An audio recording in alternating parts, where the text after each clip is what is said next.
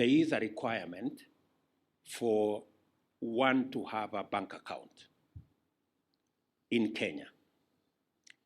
And on this, I am speaking to many Kenyans who do not have a bank account. I'm also speaking to many Kenyans in the diaspora, speaking for many Kenyans who are in the diaspora who may not necessarily have a Kenyan bank account. My advice and feedback to the team is that you need to make it possible for Kenyans who do not have a bank account but have an M-Pesa account to also participate in this space. I also want to ask the team to look at the possibility of Kenyans in the diaspora who may not necessarily have a Kenyan bank account to use their Visa or MasterCard or credit card accounts to be able to also participate in the purchase of government securities. This will expand the scope of participants. It will democratize this space even further and make it possible for a bigger majority of Kenyans and investors from both local and in the international space to participate in this endeavor. The concern, of course, is usually KYC. But I think, speaking from where I am and with the experience of the Financial Inclusion Fund, commonly known as the Hustler Fund, I think the KYC provided by telcos is solid enough for it to be relied upon as a mechanism of knowing who these people are.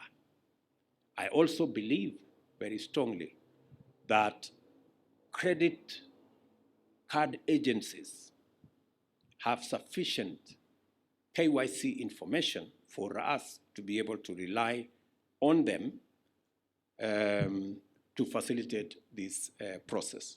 One of the fundamental commitments we made to the people of Kenya is to enlist every Kenyan in the task of nation building by opening up opportunities for citizens in their millions across the country to pursue engagements that enrich their lives and bring them closer to their aspirations by two primary means.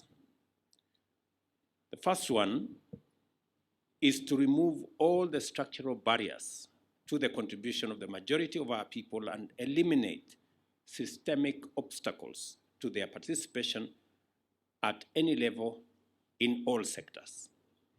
This is out of the realization that Kenyans are not only capable of meeting their needs and creating wealth through hard work, but they also aspire to contribute to the baking of a national cake large enough to feed all of us instead of just waiting for morsels distributed through sometimes adversarial, competitive, and untimely, and sometimes acrimonious political mechanisms, as we all know.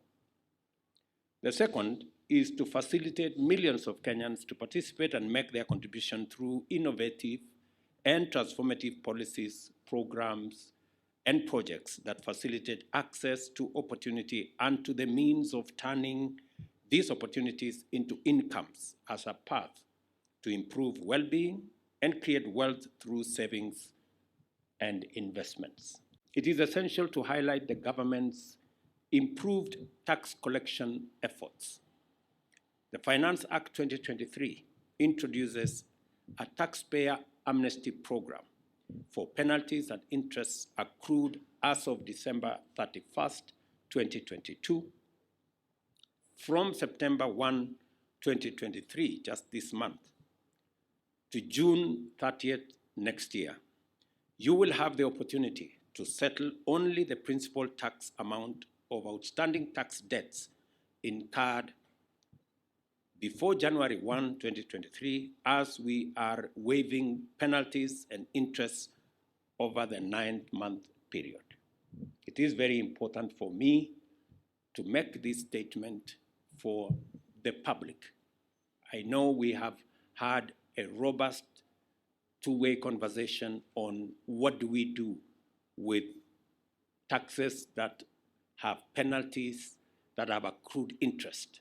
We are now making an offer to our taxpayers who are trapped or struggling with interest, with accrued penalties, that you now have an opportunity to just pay the principal.